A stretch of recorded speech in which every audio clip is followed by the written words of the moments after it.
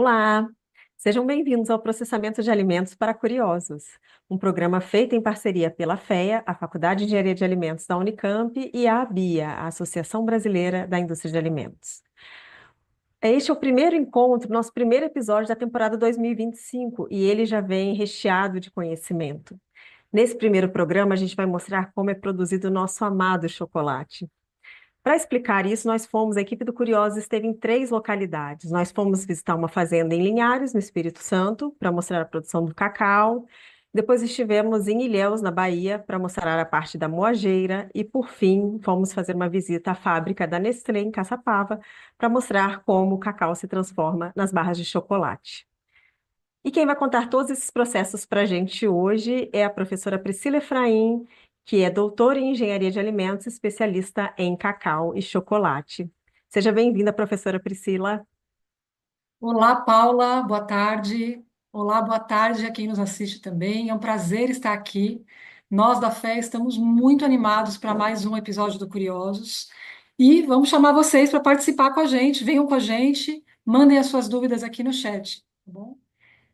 Bom, hoje vamos falar sobre a produção de um dos alimentos mais apreciados do mundo por pessoas de todas as idades e localidades, né? É o chocolate. É um alimento delicioso e vocês vão conhecer com a gente como é que o chocolate é processado. Então, vamos lá, vamos ver o vídeo?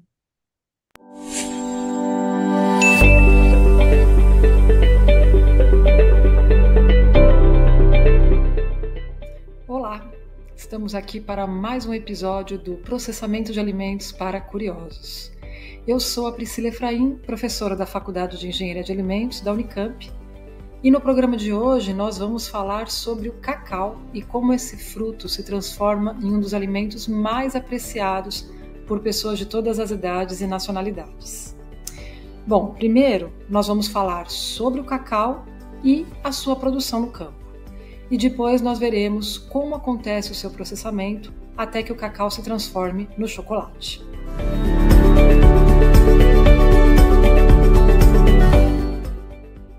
O cacaueiro é uma planta nativa da floresta amazônica.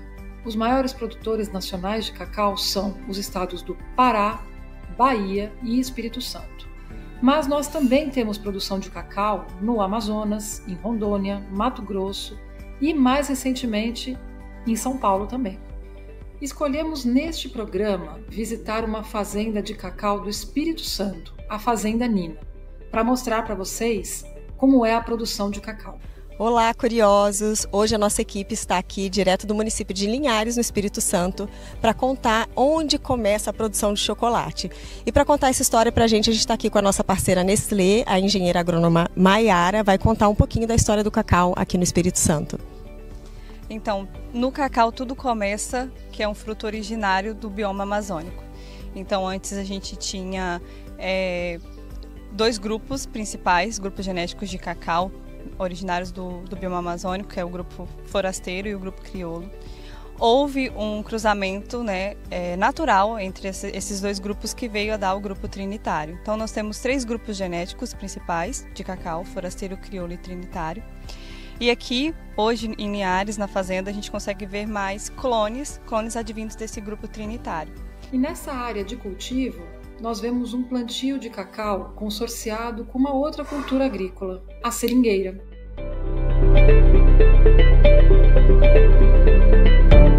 E falando sobre o plantio, em um cacaueiro, as flores se desenvolvem no tronco e nos ramos. As flores polinizadas por insetos se transformam e originam os frutos, que levam até 6 meses para amadurecer. O manejo das áreas de cultivo é importante para que os cacaueiros sejam produtivos. A poda também é uma prática importante no manejo da lavoura. Nino, conta pra gente um pouco da importância desse manejo que a gente está vendo aqui agora, que é a poda. A importância da poda é um processo de entrar luz na lavoura para poder gerar produção. Porque se você não faz esse manejo dessa poda, não é uma poda drástica, é uma poda mais lenta que nós estamos fazendo, porque nós temos muito birro e frutas, então nós não podemos também fazer uma poda pesada, porque também nós perdemos o que nós já temos já feito, tá? Mas é muito importante a poda. O cacau em si, Se você não podar e não tiver luz, a produção é muito baixa. Então a gente precisa dessa poda que está aí. A colheita dos frutos é geralmente realizada manualmente. Os frutos são colhidos quando atingem o grau adequado de maturação. Os frutos podem ser mantidos amontoados por alguns dias antes de serem abertos ou quebrados. Após a quebra, as sementes com a polpa são separadas da casca e da placenta, que é uma parte do fruto que mantém as sementes presas a ele, ou seja, elas não ficam soltas. Nesse processo de separação das sementes que estão envoltas pela polpa, sobram as cascas, que correspondem a mais de 70% da massa de um fruto de cacau. Diversas pesquisas estão em andamento para propor novos usos para essa casca. Por enquanto, a maioria dos produtores de cacau as utiliza para compostagem. O que eu acho fantástico no cacau é que nós temos um aproveitamento de 100% da fruta, né? Você quebra o cacau, você aproveita a amêndoa para fazer, né, as amêndoas para fazer o chocolate, e você tem a casca, que você pode transformar ela em adubo, né, matéria orgânica para voltar para a lavoura e adubar, e também tem sido usada para fazer ração animal, né, secando de uma maneira mais correta, não assim no chão, né, com um cuidado maior, você aproveita para fazer a ração. As sementes com a polpa que as envolve são então levadas para a fermentação. Essa é uma etapa muito importante para o sabor do chocolate, uma das mais importantes de todo o processo. É nessa etapa que são formados os compostos que darão o sabor que a gente tanto aprecia.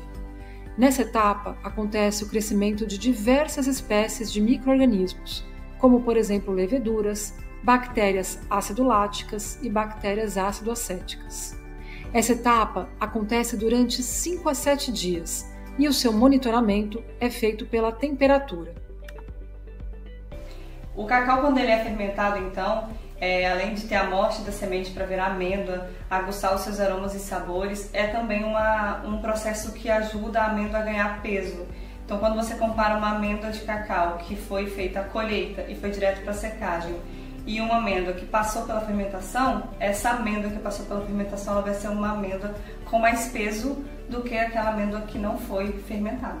Após a fermentação, as amêndoas de cacau, que estão com, em média, 40% a 50% de umidade, são secas de forma natural em estruturas conhecidas no Brasil como barcaças. E quando a amêndoa vem para cá, nos 2 primeiros dias você tem que ficar mexendo o tempo inteiro, com a pessoa aqui dentro praticamente mexendo para poder ela soltar, não ficar grudento, né? Você vê que tem algumas amêndoas que estão juntas, então para você ter um padrão de amêndoa boa, precisa desse processo de estar mexendo sempre com o rodinho. Essa redução da umidade que acontece na etapa de secagem é importante para evitar o crescimento de fungos que comprometem a qualidade do cacau e também podem causar danos à nossa saúde. Após a secagem, existe uma forma simples de avaliar a qualidade das amêndoas de cacau. Ela é chamada de prova de corte e consiste no corte longitudinal de cada amêndoa de cacau e a observação da sua parte interna. Essa é uma avaliação importante para testar a qualidade do processo fermentativo e, consequentemente, da qualidade do cacau que vai seguir para o processamento industrial.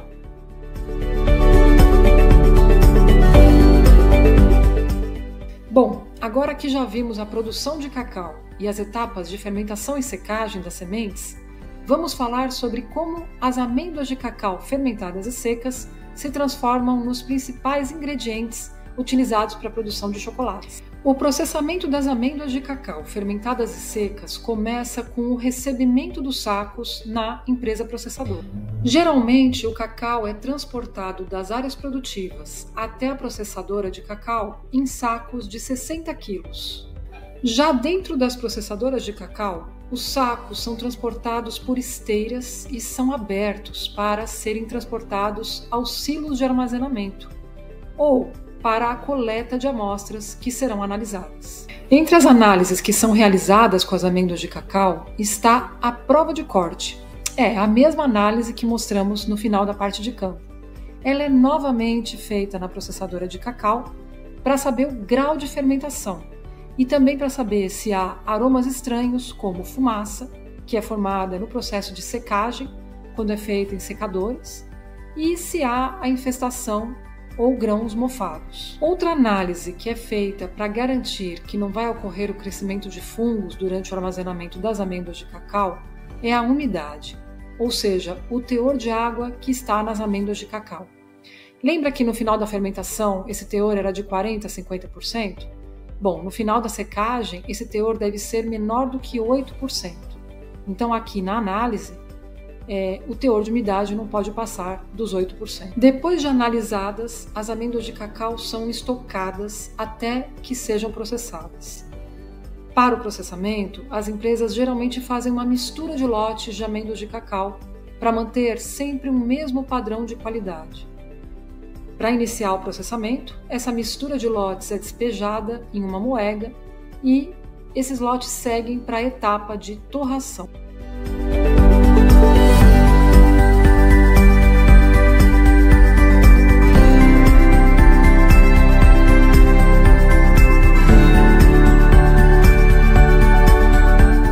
Aqui nós podemos ver um fluxograma das etapas de processamento que acontecem em uma processadora de cacau.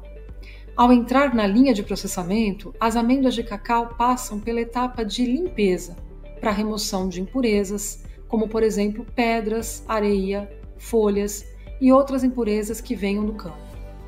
Em seguida, as amêndoas de cacau são quebradas e têm as cascas separadas dos nibs de cacau. Os nibs de cacau são moídos e formam uma pasta, que é conhecida como líquor ou massa de cacau. Essa massa de cacau é então prensada em prensas hidráulicas, para separar a manteiga de cacau do pó de cacau. Na primeira etapa, que é a limpeza, acontece a separação das impurezas, como podemos ver nesse vídeo. Se essas impurezas não fossem separadas, além de prejudicarem a qualidade dos ingredientes obtidos a partir do cacau, poderiam também danificar os equipamentos de processo. Após a limpeza, as amêndoas de cacau são quebradas e então é feita uma separação granulométrica. Nesse equipamento, temos 4 diferentes malhas ou peneiras que fazem a separação granulométrica. Além disso, há um sistema de sucção de ar que carrega as cascas, que são mais leves do que os nibs de cacau. Vemos então que ocorre a separação dos nibs das cascas e também de partículas bem finas. A próxima etapa é a torração, que é feita em torradores grandes e que são rotativos, ou seja, os nibs de cacau ficam em contato com o ar quente e em um movimento constante por esse sistema rotativo. A temperatura e o tempo de torração podem variar bastante, mas ficam próximos dos 120 graus Celsius durante 30 minutos. Essa etapa de torração ela é muito importante para a formação do sabor, esse sabor tão apreciado do chocolate. Logo após a torração, os nibs de cacau passam primeiro por uma moagem grossa em moinhos. Após a moagem grossa, a massa de cacau será enviada para um outro equipamento para fazer uma moagem mais fina. Essa moagem fina é realizada em outro tipo de moinho, conhecido como moinho de esferas, porque possui pequenas esferas que entram em contato com a massa de cacau e vão triturando ainda mais, até que ela se transforme em uma pasta. Após a moagem grossa e fina, a massa ou líquor de cacau está na forma de uma pasta bem fluida, porque o processo de moagem provoca o cisalhamento, e esse cisalhamento faz com que a temperatura aumente. E é por essa razão que a massa de cacau passa por um pré-resfriamento em trocadores de calor. Logo em seguida, a massa de cacau é dosada em uma esteira, e é através dessa esteira que ela vai passar por um túnel de resfriamento, onde acontecerá a sua solidificação. O líquor de cacau solidificado é quebrado em pedaços menores e embalado em sacos de papel de 25 quilos, que serão armazenados e posteriormente comercializados. A próxima etapa para o líquor que ainda está na forma de uma pasta é a prensagem. Essa etapa é feita em prensas hidráulicas bem grandes e que operam a alta pressão. A massa de cacau, que está em temperaturas maiores do que 40 graus Celsius, é bombeada até essas prensas e é então prensada. A manteiga de cacau é separada do pó de cacau na forma líquida, pois ela está totalmente fundida. Após a prensagem, a manteiga de cacau é pré-resfriada e dosada dentro de sacos plásticos em caixas de papelão. Depois ela será resfriada para se solidificar e facilitar o armazenamento, o transporte e a comercialização. Por fim, os sacos de líquor de cacau e as caixas de manteiga de cacau são preparados para a expedição e serão recebidos nas empresas que produzem o chocolate.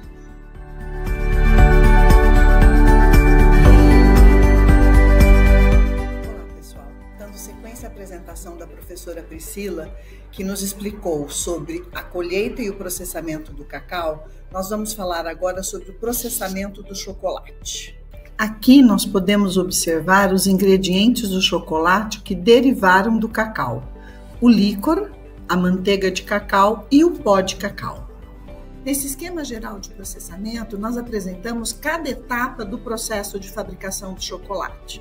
Então, inicialmente é feita a mistura dos ingredientes. Depois que os ingredientes foram devidamente misturados, eles vão passar para a etapa de refino.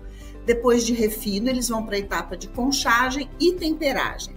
Essas etapas, elas são importantes para manter a qualidade do produto. Elas são etapas importantes, principalmente na estabilidade do produto durante a sua vida de prateleira.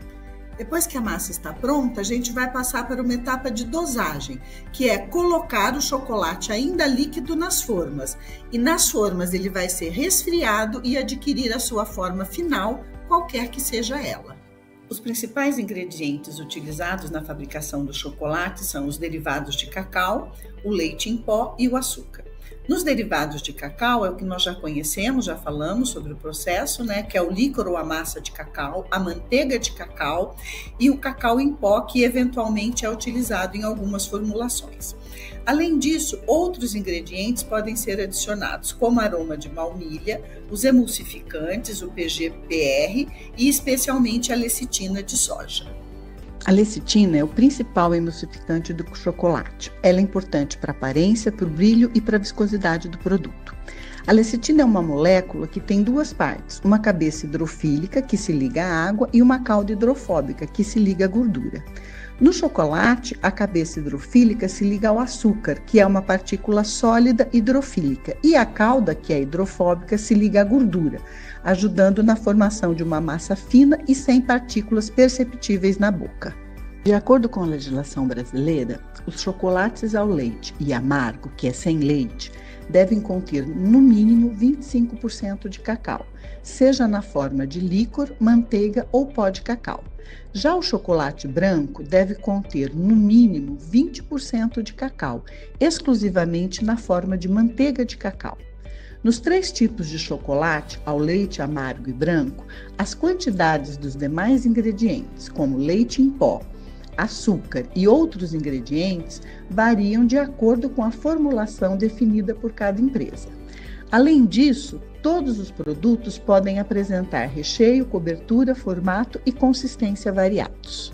Para grandes empresas, o líquor é transportado em caminhões na forma de uma pasta líquida numa temperatura de aproximadamente 40 graus Celsius para que ele se mantenha líquido. Na área de recepção da empresa, ele vai ser bombeado para dentro das fábricas, também por tubulações aquecidas, para continuar se mantendo líquido. Então, a gente observa as tubulações marrons, que são para transporte do chocolate, e as tubulações verdes, que são para água quente, para a gente manter o chocolate líquido durante esse bombeamento.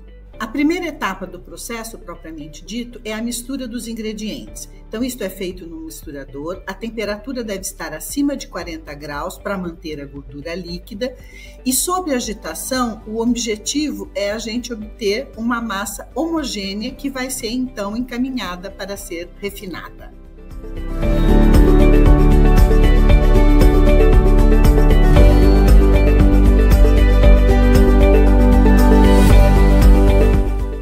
A massa grossa que saiu do misturador agora está entrando para o sistema de refino. O refino tem a finalidade de diminuir essas partículas e isso é feito passando essa massa através de cilindros giratórios para que ela vá sendo triturada. Vocês podem observar aí que tem um sensor de infravermelho que ele tem a finalidade de indicar o nível da massa. Então, à medida que a massa vai entrando nesses cilindros que estão girando, nova porção de massa vai ser liberada de forma que esse processo continue, para alimentar o refinador e a massa sendo entrada para o refino. O que nós observamos no vídeo é o início do processo de refino, mas o processo continua, embora a gente não consiga ver. Então, na entrada da massa, nós temos o pré-refino, que no nosso diagrama está sendo representado por dois cilindros, o P1 e o P2. Nesse processo, vai ter a redução do tamanho das partículas dos ingredientes de 2 a 4 milímetros para 100 a 300 micrômetros. Em seguida, a massa entra numa refinadora de 5 cilindros. A distância entre os cilindros é muito pequena e a temperatura vai sendo controlada para que não se ultrapasse de 30 a 40 graus. Então, a massa vai passando de um cilindro de menor velocidade para um cilindro de maior velocidade imediatamente acima. E assim segue o processo até chegar no último cilindro, onde vai ter partículas do tamanho de 20 micrômetros. Vocês podem observar aí que a aparência desses pós, é bastante diferente. Depois do refino, o pó vai ser transportado através de esteira para a conchagem. Aqui nesses vídeos nós podemos observar exatamente o momento que o pó sai da refinadora e segue pelas esteiras para a conchagem. A conchagem é feita num equipamento que mantém a massa em constante agitação e aquecimento. É aqui nessa etapa que se adiciona o restante da manteiga de cacau e a lecitina. No processo de conchagem, a massa refinada vai passar por uma série de transformações físicas. Então, durante o tempo de conchagem, que nós estamos vendo aí de 0 a 12 horas, nas diferentes temperaturas para os diferentes produtos, nós vamos ter uma redução de acidez e uma redução da água, que implica num chocolate com menor umidade, Nesse processo, a gente tem, então, a liquefação do chocolate, a melhoria da fluidez e o aperfeiçoamento do sabor. Ao final da conchagem, o chocolate desenvolveu o seu sabor final e se transformou num líquido viscoso e brilhante. O desenvolvimento do sabor depende de um conjunto de reações químicas muito conhecidas e importantes na área de alimentos, que é a reação de Maillard. E depende também da redução de acidez, que é resultado da eliminação de ácidos voláteis. Então, esse conjunto de transformações coloca o chocolate no seu sabor final. Aqui nós podemos observar claramente a transformação da massa durante as etapas de mistura, refino e conchagem. Após a mistura, nós temos uma massa grossa com aglomerados. Depois do refino, a massa grossa se transforma num pó fino. No início da conchagem, forma-se uma pasta grossa e, finalmente, ao final da conchagem, nós vamos ter um líquido viscoso e brilhante. A próxima etapa é a temperagem. A temperagem é feita num trocador de calor do tipo casco-tubo. Nesse equipamento, a massa do chocolate se resfria e, em seguida, ela é reaquecida levemente de uma forma controlada. No processo de temperagem, nós estamos falando sobre a cristalização do chocolate, mais especificamente sobre a cristalização da manteiga de cacau numa forma de cristal específico. Ela pode ser cristalizada em diferentes formas, mas é a forma beta 5, que é a forma de cristal que é buscada na estabilização do chocolate. Nesse processo, o chocolate vai ser aquecido até uma temperatura próxima de 40 graus, que é para que toda a manteiga de cacau esteja fundida. Em seguida, ele vai ser resfriado até aproximadamente 28 graus, que nessa temperatura vai induzir a formação de cristais do tipo beta 5. Em seguida, a massa vai ser novamente aquecida a 30 a 32 graus para fundir os cristais que tenham se formado, que não sejam dessa forma beta 5. Esse processo vai ajudar o chocolate a ter brilho, facilidade para desenformar, estabilidade física, dureza à temperatura ambiente e uma fusão rápida na boca quando a gente coloca para degustação. Quem já fez bombom ou ovos de Páscoa em casa deve ter realizado a temperagem de uma forma manual. Ela geralmente é feita numa mesa de mármore ou granito, com uma espátula para movimentar a massa, um termômetro para controlar a temperatura e um cronômetro para controlar a taxa de resfriamento, que deve ser de 2 graus Celsius por minuto. Assim, se você vai resfriar a massa de 40 para 28 graus, que são 12 graus Celsius, você deve levar em torno de 6 minutos. O ideal é que se leve 6 minutos para respeitar essa taxa de resfriamento. Bom, então finalmente, depois da mistura, refino, conchagem e temperagem, o chocolate está pronto para ir para a forma. E esta é a etapa de dosagem. Após a enformagem, o chocolate segue na esteira para passar no túnel de resfriamento e posteriormente ser desenformado. Agora, já desenformados, os chocolates seguem em esteira para ir para a primeira embalagem. Então, os chocolates são primeiro embalados individualmente ou em seguida, com a ajuda de robôs, os chocolates são acomodados em caixas e essas caixas são fechadas e encaminhadas para um pallet, onde elas vão seguir para armazenamento e expedição. E assim termina o nosso processamento de chocolate.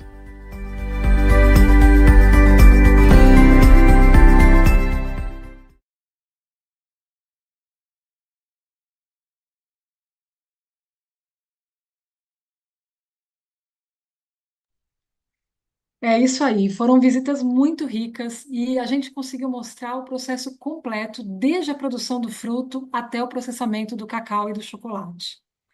Bom, e agora que já vimos como o cacau se transforma no chocolate, Paula, vamos para as perguntas dos nossos curiosos?